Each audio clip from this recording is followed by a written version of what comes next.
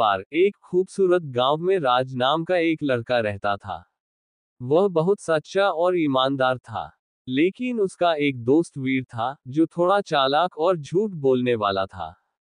एक दिन गांव में अजीब घटनाएं होने लगी। लोगों की चीजें गायब होने लगी और रात में अजीब आवाजें सुनाई देने लगी। उस गांव का ग्राम प्रधान दार गया था। उसने राज और वीर को इस रहस्य को सुलझाने का काम सौंपा। राज और वीर ने अपनी जांच शुरू की। रास्ते में उन्हें काली बिल्ली मिली, जिसने उन्हें बताया कि गांव में एक दुष्ट जादूगर रहता है, जो इन घटनाओं के लिए जिम्मेदार है। जादूगर को हराने के लिए उन्हें सत्य और असत्य के युद्ध में जीत हासिल करनी होगी। राज और वीर जादूगर के महल में पहुंचे। वहां उन्हें कई मुश्किलों का सामना करना पड़ा। जादूगर ने उन्हें झूठे वादों और भ्रमों से बहकाने की कोशिश की, लेकिन राज ने अपनी सच्चाई और ईमानदारी से उनका सामना किया। वीर, जो पहले झूठ बोलने में माहिर था, ने भी राज को देखकर सच बोलने का फैसला किया। वीर और राज ने मिलकर जादूगर से लड़ाई की।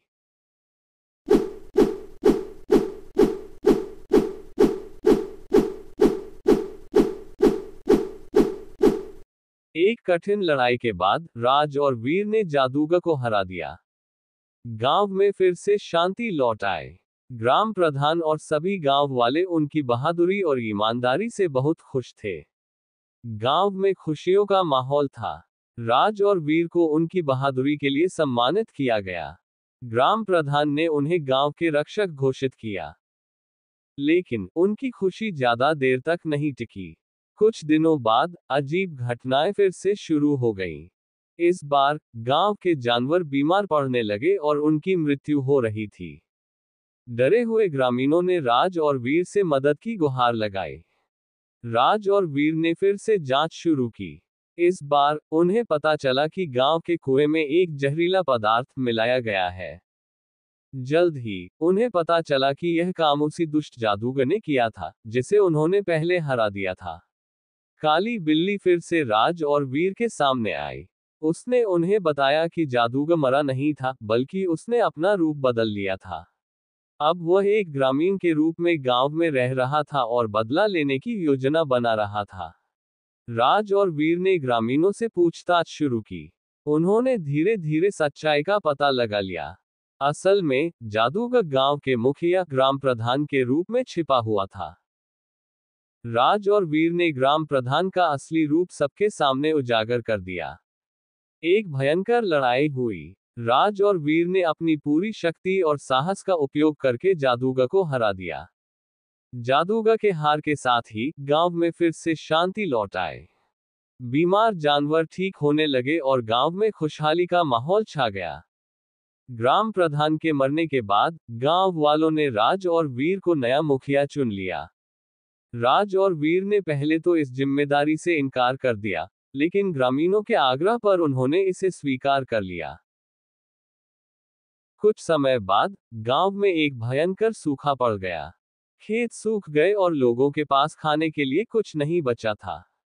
ग्रामीणों ने फिर से राज और वीर से मदद की गुहार लगाई। काली बिल्ली फिर से राज और वीर के सामने आई। उसने उन्हें बताया कि गांव के पास एक पहाड़ी पर एक जादुई झरना है, जिसके पानी से सूखा खत्म हो सकता है। राज और वीर ने झरने की तलाश में एक खतरनाक यात्रा शुरू की।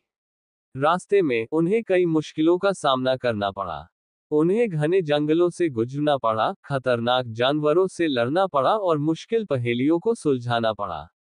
आखिरकार राज और वीर झरने तक पहुंच गए। लेकिन वहां उन्हें पता चला कि झरने का पानी जहरीला है। केवल एक ही व्यक्ति झरने के पानी को पीकर गांव को बचा सकता था। वीर ने राज को गांव वापस भेजने और खुद जहरीला पानी पीने का फैसला किया। राज ने उसे रोकने की बहुत कोशिश की, लेकिन वीर अटल था। वीर ने जहरीला पानी पी लिया और मर गया। उसकी मृत्यु से राज को बहुत दुख हुआ, लेकिन उसने वीर के बलिदान को व्यर्थ नहीं जाने दिया। उसने झरने के पानी को गांव में लाकर लोगों को बचाया। वीर की शहादत के बाद राज ने गांव का मुखिया बनकर पूरी जिम्मेदारी अपने कंधों पर ले ली। उन्होंने वीर के बलिदान को याद रखते हुए गांव को एक बेहतर जगह बनाने का फैसला किया। राज ने गांव में न्याय और विकास पर ध्यान केंद्रित किया। उन्होंने सभी के लिए समान अधिकार सुनिश्चित किए और शिक्षा और स्वास्थ्य सुविधाओं में सुधार किया। उन्होंने किसानों की मदद के लिए नए सिंचाई कार्य शुरू किए और नए व्यापार स्थापित किए। एक दिन काली बिल्ली फिर से राज के सामने आई। उसने राज को बताया कि वह असल में एक परी थी, जिसे गांव की रक्षा के लिए भेजा गया था। अब उसका काम पूरा हो चुका था और वह वापस अपने घर जा रही थी। काली बिल्ली ने राज को अलविदा कहा और गायब हो गई। राज को उसकी बहुत याद आई, लेकिन उन्हें पता था कि वह हमेशा उनकी रक्षा करेगी।